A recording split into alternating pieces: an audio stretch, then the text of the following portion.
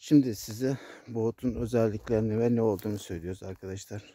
Bu otumuz Nisan ayında e, patlamaya başlayıp yeşermeye başladıktan sonra Haziran ve Haziran sonu Temmuz başlarında toplanmaya başlar.